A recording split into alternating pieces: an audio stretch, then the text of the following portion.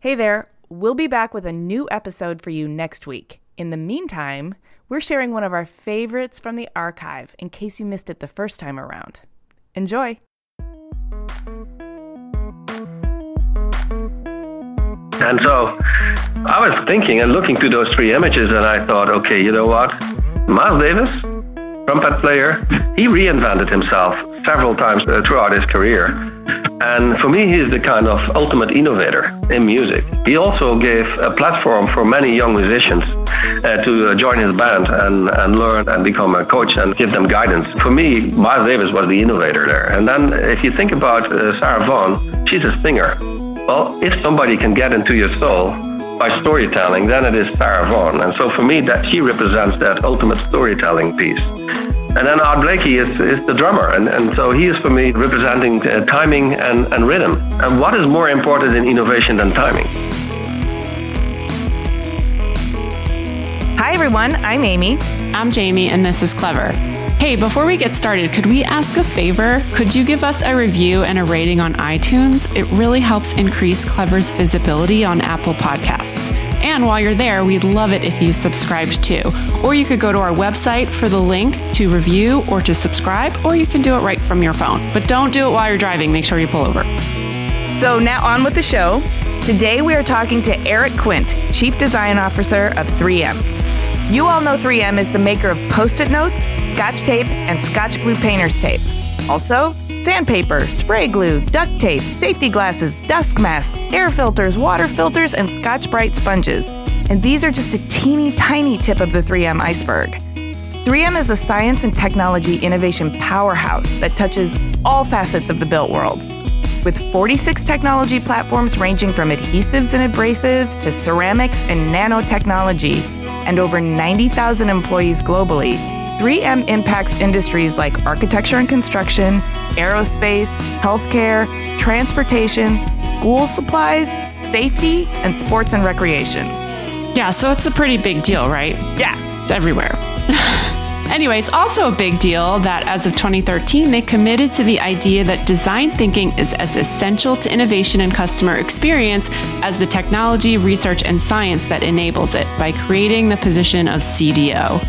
Eric Quint joined 3M to fill this critical role following a long and distinguished career at Royal Philips Electronics, where he evolved from designer to design leadership.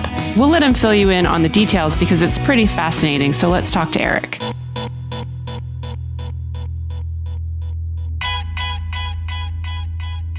My name is Eric Quint. I'm living in Minneapolis, and I am the Chief Design Officer for 3M Company.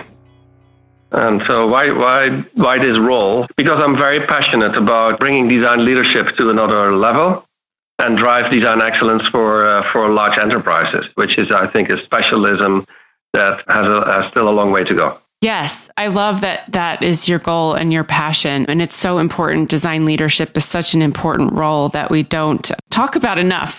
And so that's why we're talking to you. So thank you. But I want to go back to the beginning. I want to learn a little bit more about you. What was your family like? Where did you grow up? And, what was your youth like? Yeah, so I grown up in the south of the Netherlands. So I'm a Dutch boy here. And I have a family with three brothers. Both my parents are still alive, which is pretty unique. They are 93 and my mom is getting 90 soon. And so you can imagine that, well, particularly when I was young, my dad, he was an economist at an investment bank. And that was a bit of an inspiration for me as well, because he brought always these real life cases at home on, entrepreneurship and the challenges that you have to drive innovation. And I remember at the kitchen table with the three brothers having discussions about all of that. And so I think that inspired me partially to do what I do now. It's a fascinating world to create, I think, and create new and create the unexpected.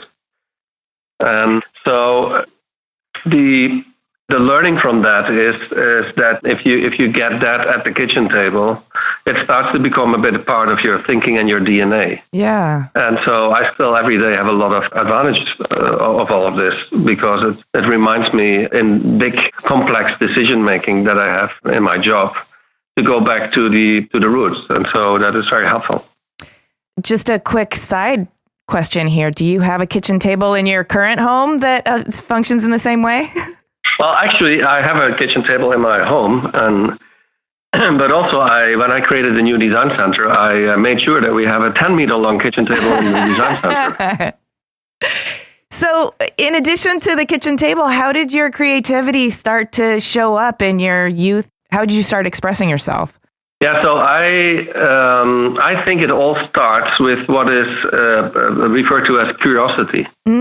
So it's just asking yourself the question of where things come from and how things work, and then that's the first part. The second part is then go and explore, and I think go and explore with courage, because I can tell you in some of these explorations things went completely wrong, where you think you can take apart a particular product and feel confident that you can put it back again, and then it doesn't work anymore. So, but all of that experimentation is, I think, giving you the learning of, doing it with courage and go and find out where the wonder comes from. And so I started to do that pretty early, and I was always making and creating things with, the Lego, of course, is a great example for everybody. But later I remember you had these first kits that you could build your own radio. And I was, I think, 9 years or so, and I built my first radio. And then later I built my first guitar. I was probably just entering on high school.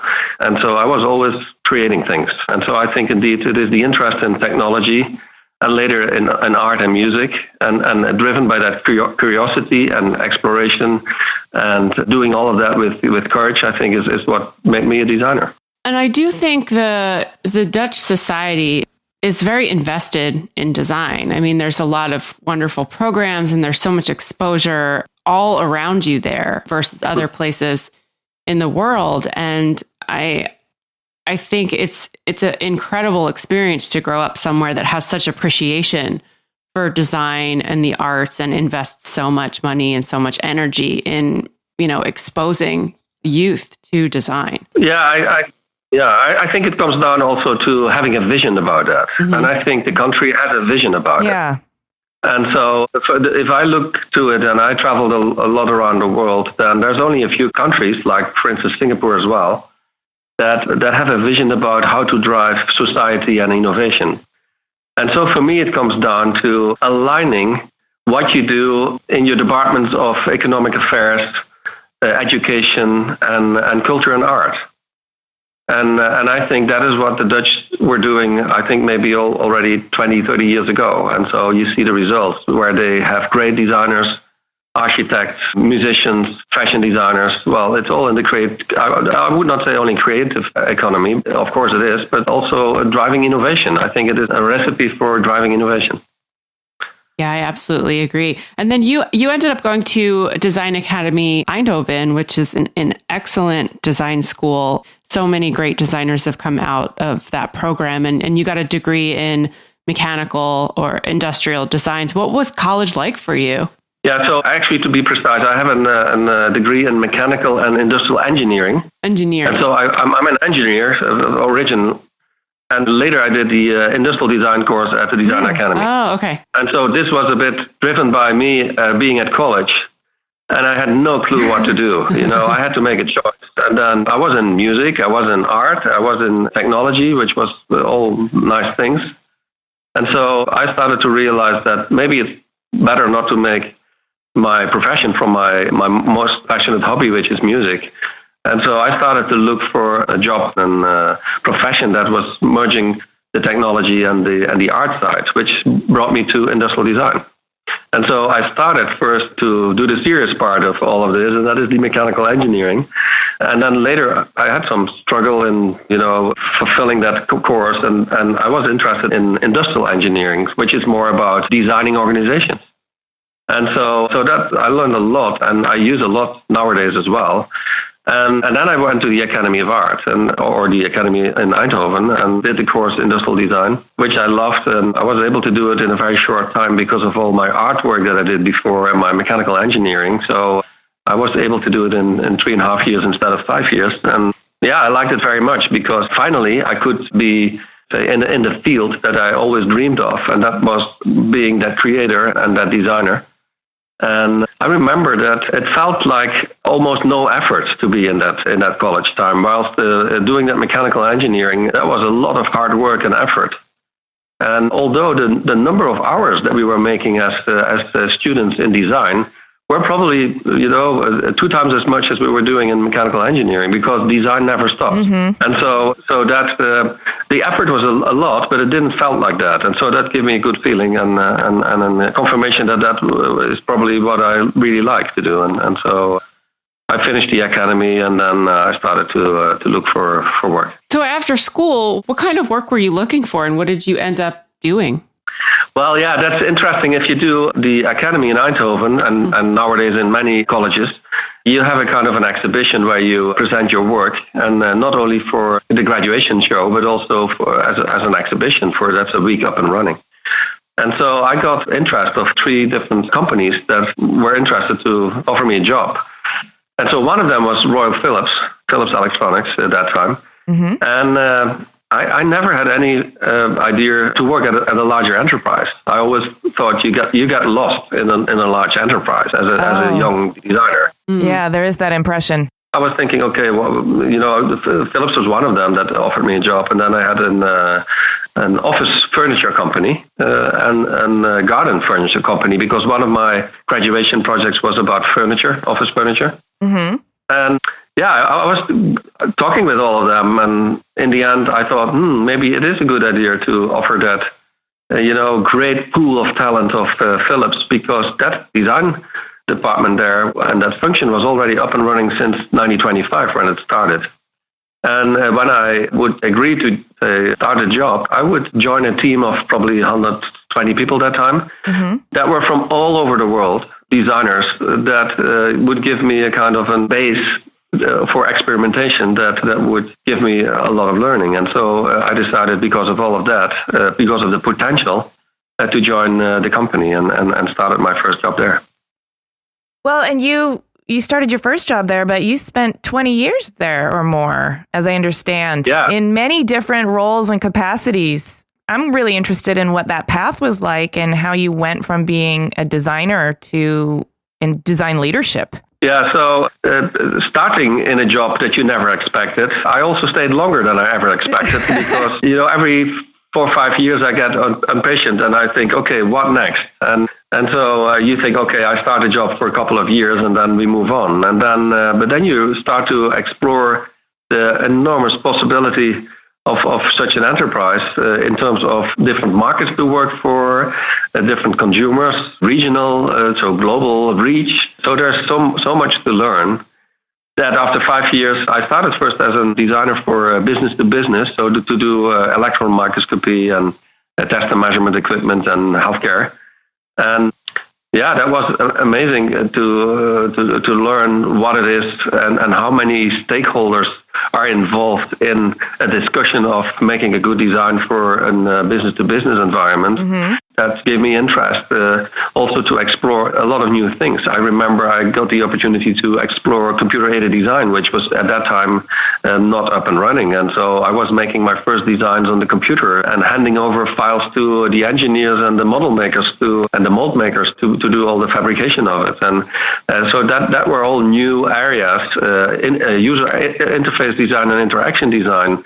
In that time, you could be a designer of everything. You were able to design the whole experience, from the on-screen graphics to the packaging, to the product, to the communications. And I enjoyed that a lot. So my philosophy started there already. That was in the mid-'80s, and managed, a total brand experience across all touch points. And the company allowed you to experiment in all of that. And that was great. And after 5 years of doing that, I started to do consumer lighting, and then I started to become a design manager in personal care.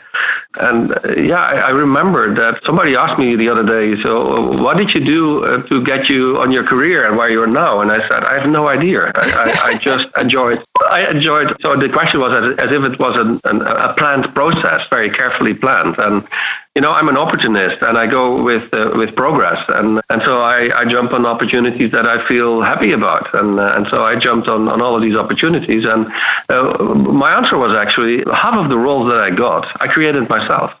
That's design thinking at its best. Yeah. So you get that opportunity, and you see things around you, and you think, that was maybe my industrial engineering background. If we start to organize things differently, then we can be more powerful. And so you realize, and that's one of the lessons that I learned, is that as a designer, you can have great ideas, but there's a challenge. The challenge is to get it through the system and commercialize it to the end, so that the products really hit the market and are used by users in big quantities. But the other thing is that you start to see at a certain moment in time that you start to influence and impact, say, innovation and development processes. And unfortunately, you only have 24 hours in a day.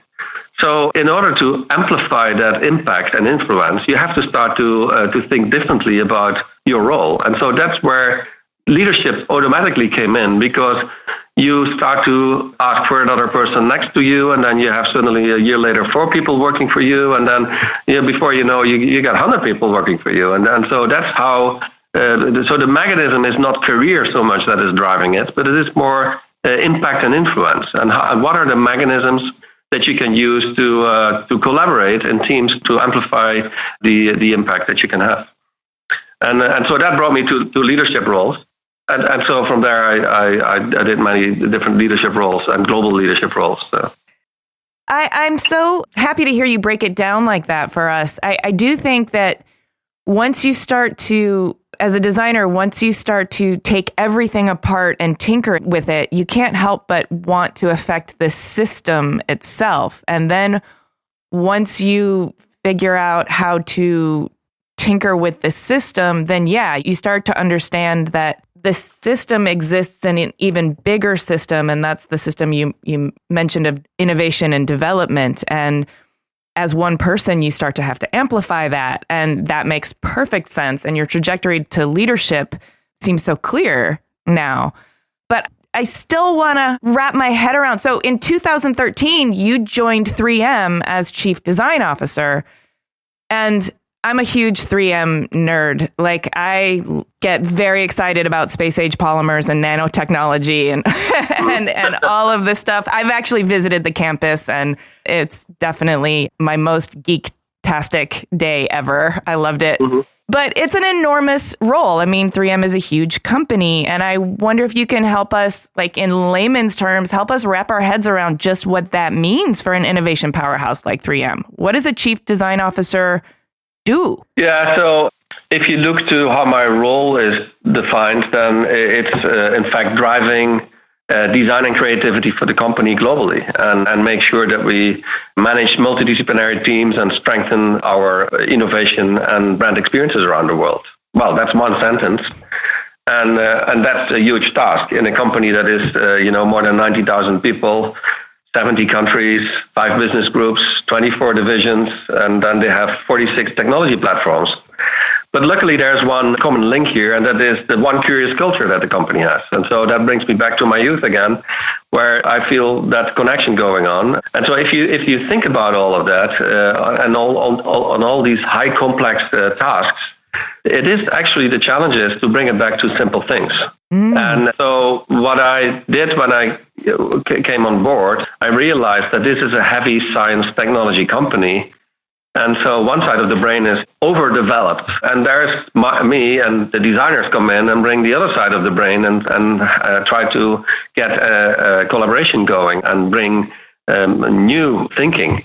Because for me, technology is an enabler. And so design is there to help to apply that technology in a meaningful way. And so that's what designers do. And so if you think about that, then what I started to do is first to create a vision, a clear vision. And that vision was helpful because I look at a vision as being the lighthouse. It helps you to understand where to go on the longer term. But then you can be very good in describing your lighthouse vision, but you have to break it down in steps and make a roadmap, how to get there. And so actually what I did is I applied design thinking to my role. Everything I have done is applying design thinking. So understanding who are my stakeholders, understanding what the complexity of the problem is and the opportunities are. And then all of that gives you input, discussions with many people to give you a kind of a roadmap and approach of how to tackle this in a highly complex environment where we have all of these people and businesses and markets that we work for and geographies. And so, design thinking is the key. And so when I started to reflect on that, I started to realize that, actually going back to my youth, it seems I have that kind of design thinking DNA that I apply all over the place, whether it is to me and my personal challenges that I now and then have, or whether it is on a job and doing a design project, or whether it is the design of an organization like I do now. And I'm also involved in designing and helping to apply design thinking in community enterprises, which is more the city, and you can even go bigger.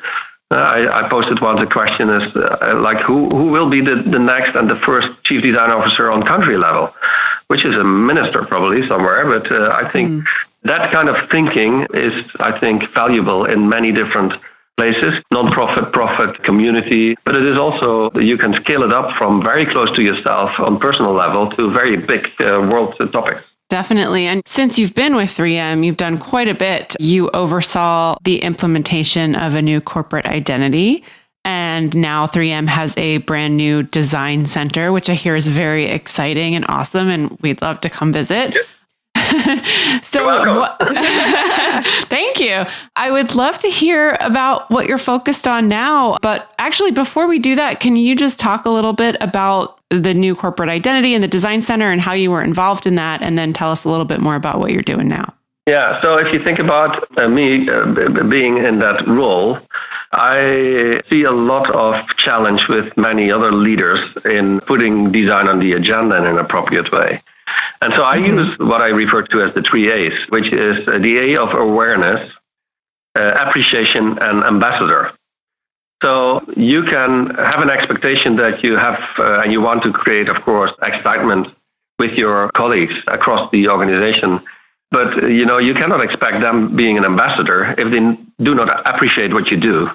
And they cannot appreciate what you do if they don't have any awareness of what you do. And so it all starts where I see a lot of designers go wrong. They have high expectations on that ambassadorship, but they totally forget about explaining what design is about, or what design is doing, and how design can create value, and how we can collaborate together. So the theme that I introduced was referred to as collaborative creativity, because that's, for me, equal to design thinking. Design thinking is solving things together, complex things together, take people and users as the center for creating the insights that is driving you to the best solutions.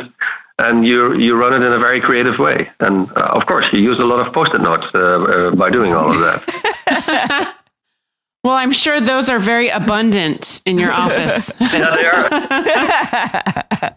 But anyhow, so you are in that role, and you are driving all of that. And then so you look to your roadmap, and you come into the company, and you have a few observations about how fragmented the company is in terms of their brand and how many opportunity we have there.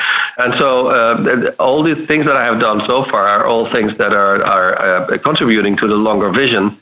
So that means that it was a great opportunity that the company created a new vision with the new CEO that we got that started a year before I started. And that new vision was great and was talking about improving people's lives more or less and using our technologies and products and innovation to do that. But, you can have that great vision, but it is also important that you link that vision to a brand platform and to an identity. And so if you are able to do that, then our own colleagues can better internalize all of that and can really act on it. Mm-hmm. So I had a great collaboration with the chief marketing officers, and we worked together as almost two partners in crime here to create that new brand platform, which was science applied to life. And then we created a visual system around it. And that was for me a great opportunity to show to a global organization the impact of design, because when that was launched, the impact was all over the world because we created guidelines and frameworks and did training sessions. And that was a great opportunity to put the design function out there and show the impact. And that was a measurable impact as well. I remember we did the first year introduction, and then Interbrand was ranking us. And we went, I think in that year, 1 billion up in our brand equity. Just because of the fact that we were managing our, let's say, brand more thoughtful.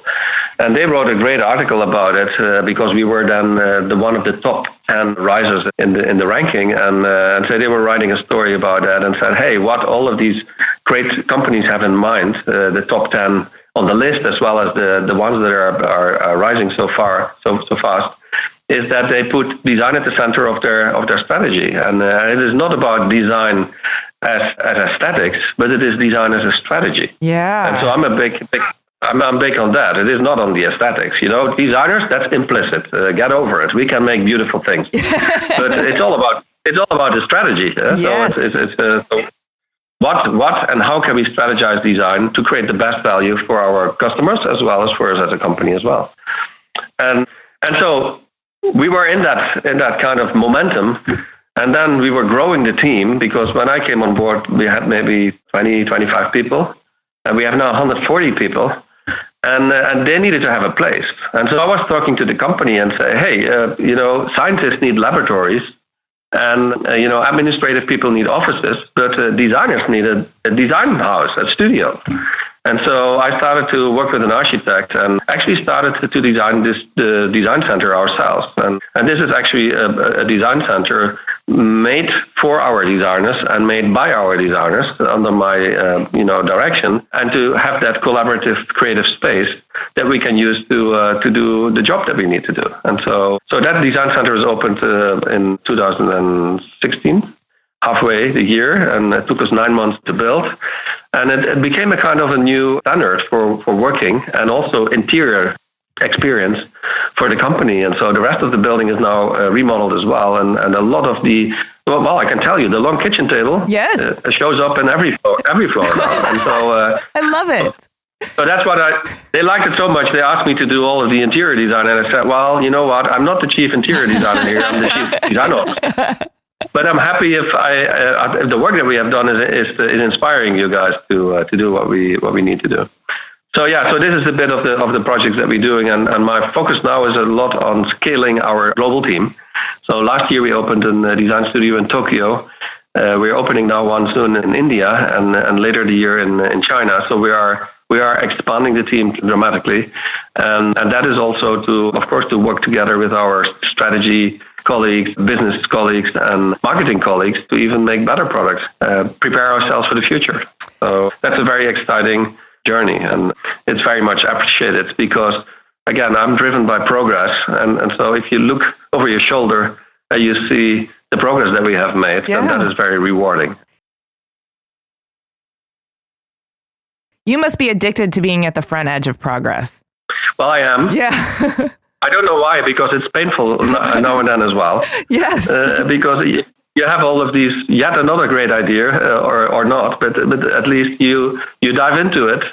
And it's a bit like, if you have great ideas, they are per definition a disturbance of what the status quo is. Correct. And so it comes always with a lot of painful discussions, because one way or another, designers are masters in bringing other people out of their comfort zone. And so one of my philosophies is that I think the designers themselves should be a bit more trained in bringing themselves out of their comfort zone and using themselves a bit more the empathy that they are gifted with in order to be more effective in driving design and creativities in large organizations. Because this is not a job for a pop star designer. This is a job where you are able to make the right connections, engage with the right people, be very patient, and lead by example on creativity. And so I love to talk about this because you see there's a lot of attention given to designers that do these great artistic things. I like that aesthetically very much, high quality there. Mm-hmm. But if you look to the impact, it's very much on impacting the dialogue than impacting through solutions that really hit the marketplace. And so I think there's these hundreds of designers in big companies that nobody knows about them. They are anonymous. and they do all of that great work. And so I'm very passionate about that and talk about that. Yeah, well, we're very passionate about talking about it too. And I'm really happy that you said that you have to have a lot of painful discussions at that front edge of progress because you're disrupting the status quo, but it's how you help bring people aboard, help them create awareness, appreciation, and become ambassadors. So it sounds like you're advocating for all designers to become also better communicators, and they're already gifted with empathy. It sounds like you also apply your patience in a really meaningful way. Do you have any other tips, communication tips that we can take in order to become better designers and leaders? Yeah, so for me, it's all about transformational leadership in the end. So again, having great ideas is great, but we have tons of ideas. It is all about getting people behind your idea in order to realize it and make it successful. And so, yeah, well, in big companies, I see a tendency that they try to have the conversation through Excel sheets, PowerPoint sheets, and numbers. And that's not my way of doing it. If you think about the design center, of course, we have done our homework, we know the benchmark, we have some figures, but that's not what it is about. It's for me, it's all about going in there with a vision, having a vision first. Secondly, your storytelling. You have to put things into context. Your storytelling is helping you to help other people to understand what your vision is about. So you have to help them to make the connect. Yeah. And then I think the passion is what is important as well. So it is the storytelling and the passion that can inspire people to come along with you in your thinking. And if you then implicitly, because that's for me implicit, have some numbers to back it up, that's great. Yeah. So I remember when I was talking with the operating committee about my plan, I shared my strategy and my vision here, and I started to talk about how the space could look like. But when we had the dialogue and we finished up, I handed over a fake New York Times article that I just dreamed up. And I designed like a New York Times article. And it was all me talking about my vision about how that creative center could fit in the total of the company and what my vision was about. And so later they told me they never had experienced ever anything like that. And that was another inspiration for them to get information about my vision and where I wanted to take the company going forward on creativity and design. That is so fascinating because it was storytelling, but it was also that you created an experience for them so they could engage their senses and their imagination in order to realize your vision.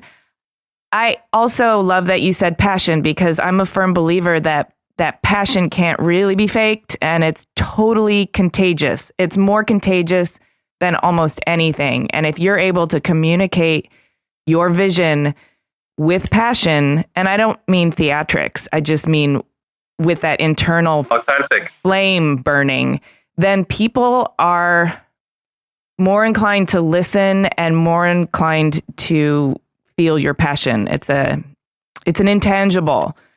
It's what you say, creating the experience. Yeah, yes. We do it all the time on behalf of our customers, but if we would apply it to ourselves, like the empathy to connect with our colleagues in a different way, and use the storytelling to inspire, and be authentic in your passion, then that is, I think, the cherry on the cake. That said, you need to have your numbers anyhow there. And I think what I see designers do too often is they start to try to connect by imitating and copying the behavior of their business people. Yeah. And that's not good because they lose all the essence of what a designer is about. So don't try to connect by being the same as the partners that you want to connect with.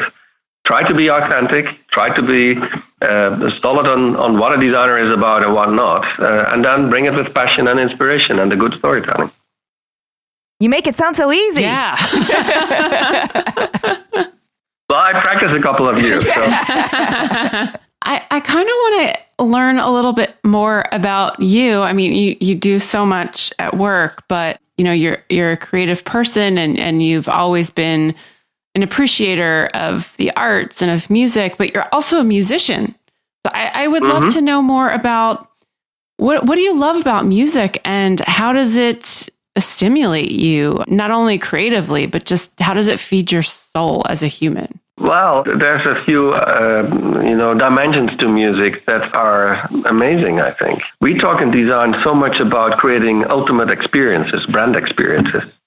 I think the best experiences that we can learn from is the one from the theater entertainment industry, because they are able to bring in experiences that really touches people's hearts, and the tears come up, and you get passionate about things, and you create your heroes, the ones that singers or artists that you admire.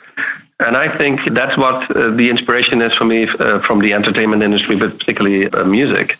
The other one is I talk a lot about collaboration and creativity. And if you think about playing in a band, I like the fact of real-time creativity.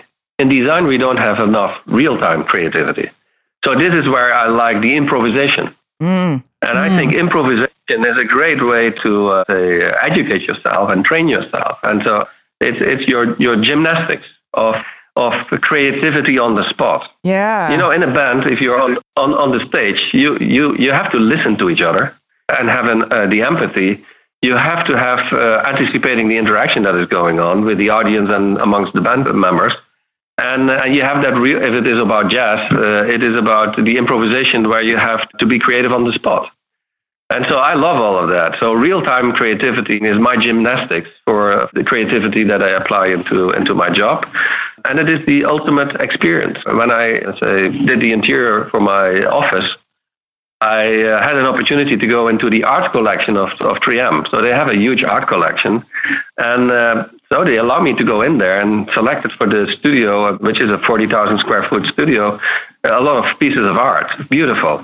And then I bumped into those 3 photographs of jazz musicians. And I thought, it can't be the case. This is almost, serendipity. Yeah. I put them all three in my office.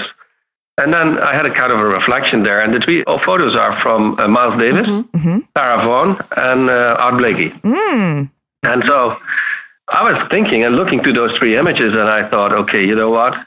Miles Davis, trumpet player, he reinvented himself several times throughout his career. And for me, he's the kind of ultimate innovator in music. He also gave a platform for many young musicians to join his band and learn and become a coach and give them guidance. For me, Miles Davis was the innovator there. And then if you think about Sarah Vaughan, she's a singer. Well, if somebody can get into your soul by storytelling, then it is Sarah Vaughan. And so for me, that she represents that ultimate storytelling piece. And then Art Blakey is the drummer. And so he is, for me, representing timing and rhythm. And what is more important in innovation than timing? Right. And so I was sitting and reflecting on this, and I thought, okay, those 3 images, they reflect and summarize what more or less my passion in life is. And so that is those 3 images. And that was so amazing. So music means a lot for me. Do you play instruments yourself as well? Yes. I play guitar. And not enough. I'm very busy, but yeah, the guitar is my instrument. Nice. What kind of music do you typically like to play? Is it rock or? It is jazz. Improvised. I'm doing improvisation already since I was a young kid, 17, 18. I never was really in a band. I always was a guest in a band and played all my way around. I couldn't stick to one band. It was too limiting for me. And so I like Brazilian jazz music, Hot Club de France. It's all improvisation. Wow. Yeah, that's interesting. When I was a couple of days in the company, they asked me a question. That was a broadcasted interview, and they asked me the question about my music. And I said, well, I'm a jazz guy, and maybe it's also reflected in my leadership style. And so the way I look at it, you can have a sheet of music, and you can be asked in a symphony orchestra to play every single note and interpret it in the best way emotionally, which is a tough job, but not my job. And so I said, well, I'd rather give my team the key of the music and the rhythm in order for them to flourish, instead of giving them a sheet of music and ask them to play every note. So that's a bit the way I look at what music means for me and how I bring music forward to my team. And I use a lot of music stories in explaining what we need to do in design as well. I love that analogy. Just giving people the tools that they need to be creative and still be who they are. but use their own skill set to improvise. Yeah, you're not utilizing your talent to its highest potential if you're telling them what to do. The way you're getting the most out of them is giving them the space to improvise and giving them the support and the tools to do that, but also the encouragement and the collaborators and the culture of the improvisational atmosphere. Well, that's the essence of innovation, I think, and driving innovation and creativity. Because, with the experiment and the improvisation, you run the risk that you go completely wrong. Mm-hmm. So in an innovative culture, you'll allow people to make mistakes and learn from it. And that's everything that is linked to design thinking as well. Design thinking is do quick exercises, bring it back to your customer and learn from it, and then maybe you have a failure. And so I remember when I started to talk with the senior management here, when I just came in, I said, well, if I can help with my design team to get involved early on in projects, and we can come up with the right arguments to stop new initiatives, we create a hell of a lot of value for the company. Oh, yeah. Mm-hmm. And so the way I look at insights is people insights and doing research in order to support the design process. Insights are so often used to stimulate the new and the new ideas. And I say, no. We use insights to make thoughtful decisions and be conscious about what we are not going to do. That's the value of insights, even more than helping you on the new and the upside of things. And so that's one of the challenges, I think, in many big enterprises, because we have so many options and there is so much talent around and opportunity that we have to come up with a discipline and a mechanism that helps us to stay on track. And so insights is a way to do that. So I want to ask you a question that applies to culture at large, to society in general.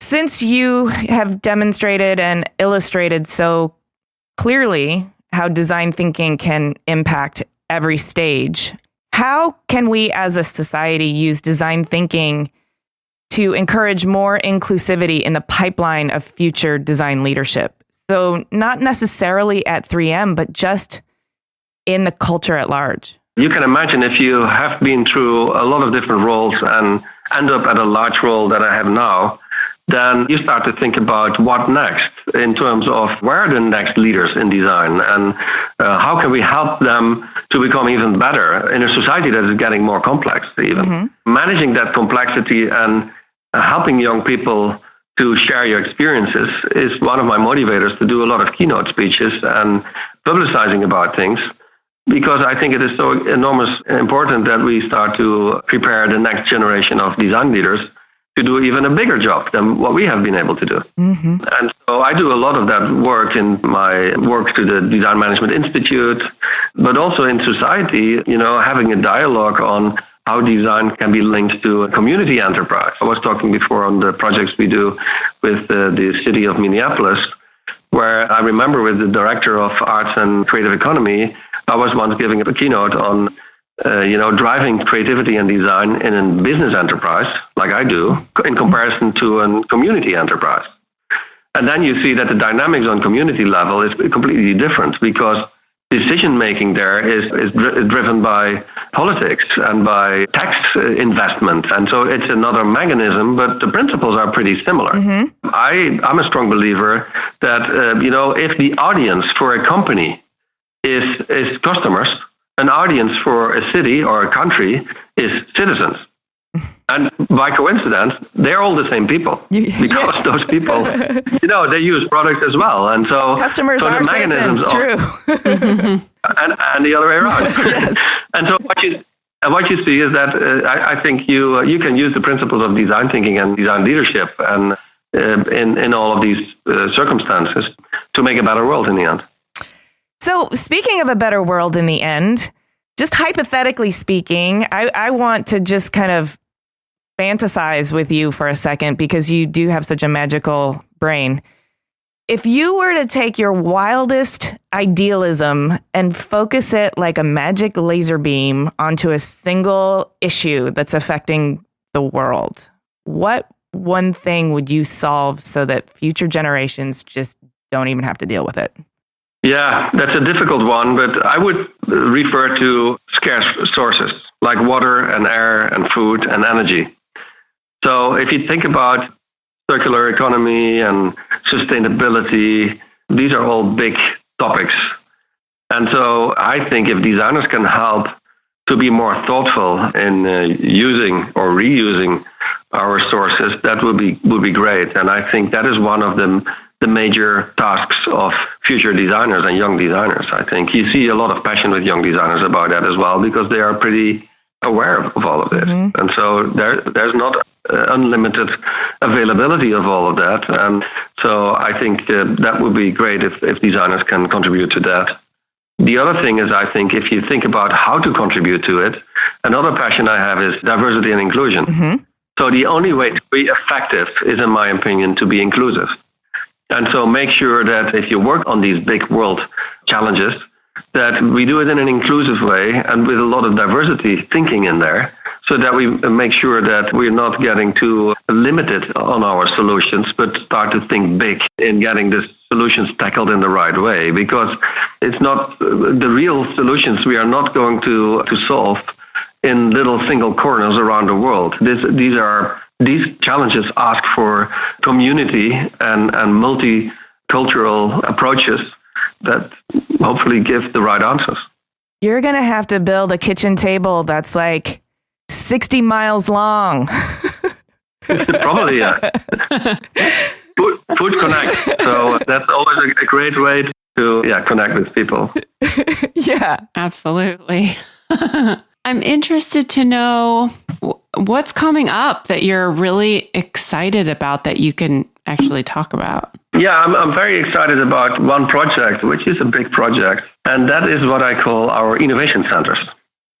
So go back to the new brand platform that we introduced in 2015, which is called Science Applied to Life. And so if you think about science, that's what we are as a company for more than 100 years. And so we have really best-in-class scientists and an R&D community. If you think about life, then we have great innovation centers where we connect day in, day out. We have actually 55 design innovation centers that are connecting with our customers in the field every day. And then if you think about the Applied To, I mentioned already before, the design center, and designers are the ones that are connecting the great technologies with the life part, with people. And so I'm very excited about the innovation centers, because when I came in, my observation was they were sure not on brand because we didn't have any global corporate identity. And there was a lot of different storytelling going on.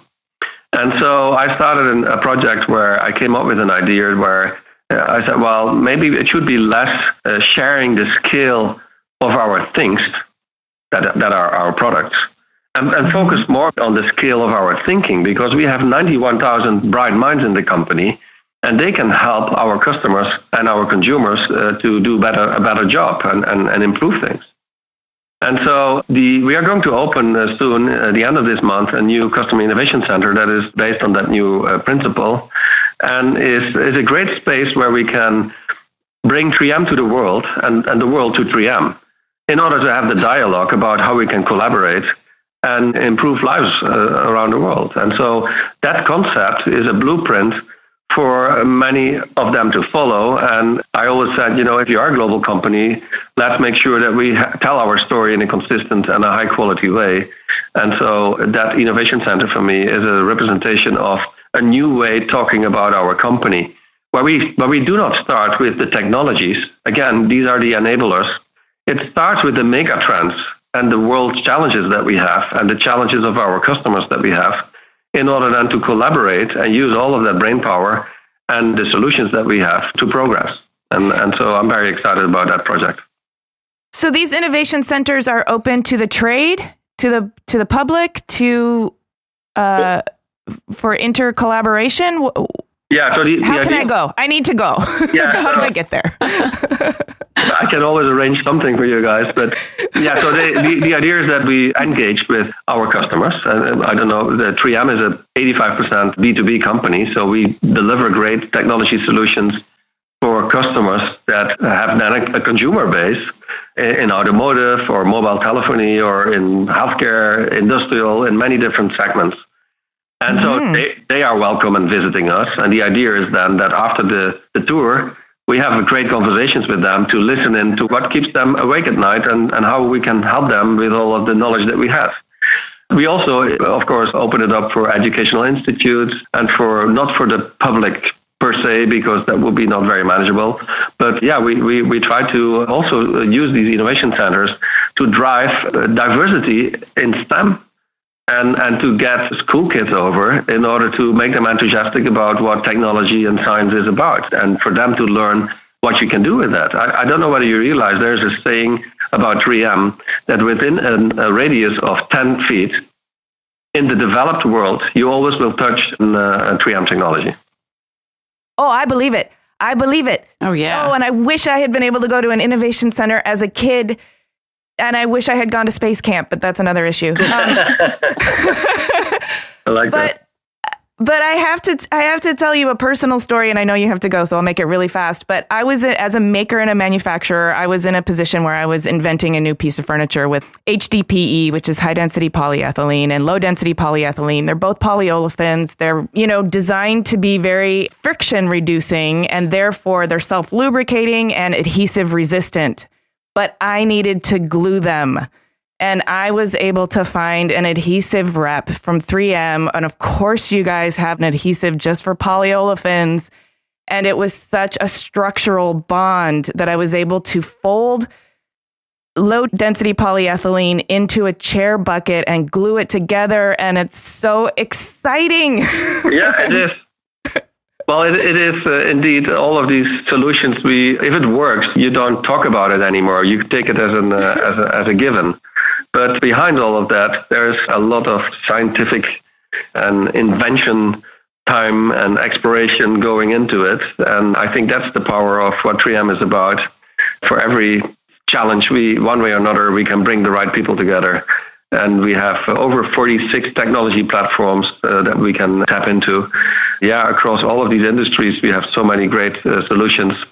And therefore, if you think about a designer, one of the reasons I joined the company is because of the huge potential of the company.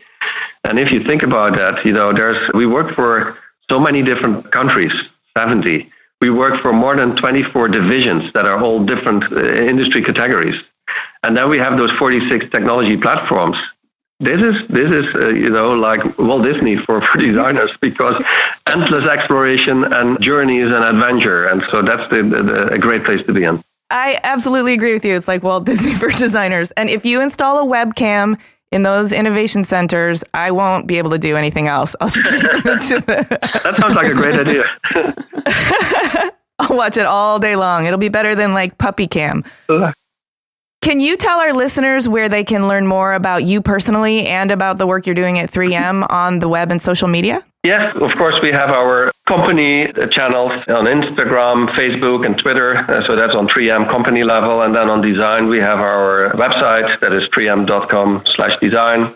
We have our Twitter at 3M Design if you want to see what we do. And then myself, I'm on LinkedIn, and there's a lot of things out there on the internet on me sharing my thoughts and stimulating the dialogue on the what next on leadership in design. Well, I want to thank you wholeheartedly for this stimulating dialogue. This has been really, really fascinating and inspiring, and I am going to go nerd out with some of my my abrasives and adhesives and my safety gear. This sounds great to me. So it was a pleasure to be talking with you guys, and I really think it's fun, and I really appreciate to use a platform like this to share thoughts across the creative industry and inspire. Yeah. Well, I think you've done just that. So thank you so much. Thank you very much. Thank you.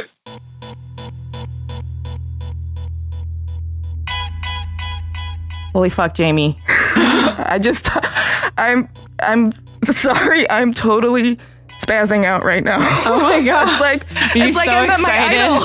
Yes, I'm so excited. You're so excited about adhesives. I've never heard anybody talk about adhesives the way that you talk about them. Well, it's not even that I'm like a glue, like I'm sniffing glue all day. It's just that I was so excited that I found a solution to make something that didn't exist before. And 3M was able to support me in finding that solution. And then also they had already, been doing the science that created the solution that led to my solution. And honestly, he's when he said you can't, when he talked about 3M products being within a 10-foot radius? When you think about anything that's man-made, the reflective lettering on your street signs, it's the abrasives that were used to make your countertop, it's the safety gear the countertop contractor wore to prevent breathing in the particulate, it's the glazing on your windows, it's the film that keeps ultraviolet light out, it's the adhesives that are holding skyscrapers, rocket ships, and airplanes together. Yeah, it's this like unseen thing, and a lot of times you don't even know it's there, or it's underappreciated. But then when you really do need to look for a solution and it's already there or they're developing it, you feel a sense of relief that like somebody is there still pushing forward, even for the things that aren't instantly noticeable or immediately life-changing. Yes. And I have asthma, so they, in a very real way, have helped me be a maker, which is really, by its very nature, hard on your respiratory system. But I have so much confidence in the 3M respirators and particulate masks that I can live and work and maintain my own health condition. I don't know. I'm getting like super TMI. But anyway. No, but it does. It makes a big difference. It really does. Yeah. It makes a huge difference. And I have confidence in that science that's backing it up. But more than anything, I thought what Eric Quint just did for us is he gave us that storytelling language that we all need to help wrap our heads around how design can really impact at the DNA level. Like when he talked about those 3 jazz musicians and broke it down to like innovation and mentorship, to Sarah Vaughan being the storyteller who gets inside your soul, to Art Blakey with the rhythm and the timing, I was like, yes, okay, now this is something everyone can understand. And that passion was there too, because I clearly got a little infected. Yeah, I liked his 3 A's, the awareness, appreciation, and ambassador. I was so excited when he said that because I immediately thought about like motivational posters. And that those 3 motivational posters should be in every office. But I agree, like when you have people working with you or for you and they're not fully understanding what they're doing or why they're doing it, or they don't know what you're doing, they really can't go out into the world and be that ambassador, and they can't fully appreciate what they're doing and the role that they're playing in this whole thing. So like communication is incredibly important in leadership. And I think he broke it down in a way that was very easy to understand. And it seems so simple, but like when you're in it every day, sometimes it's really hard to like make sure everybody knows what's going on and like why you're doing what you're doing and the effects of what you're doing on life and the future. And I think it's really important to make sure that you don't lose that when you are leading a group of people down a path. They need to know like what's going on and why they're doing it and what the left hand and right hand are doing. And yeah, and what the motivation is for you. I have felt that frustration. So it's one thing to come up with an entirely new vision, and then it's a completely new thing to try and communicate that vision to someone else. When it's still new, it's unfounded, it hasn't been tested and proven, and therefore you can't really defend it or justify it. And as designers, I know that the critique process is a very important aspect of education in terms of being able to communicate your idea and receive feedback. But I don't think anybody explained it to me so clearly that it's not your job just to come up with the vision. It's your job to help get everybody on board with that vision. Like, you really do have to educate everybody. And that education is a big part of the design process. Yeah, I totally agree with that. And I think once you know more, you can kind of see your place in the ecosystem and see your value in the process and appreciate that, and also appreciate everybody else who's working on the project with you. Okay, I'm going to get a coffee mug with the 3 A's on it.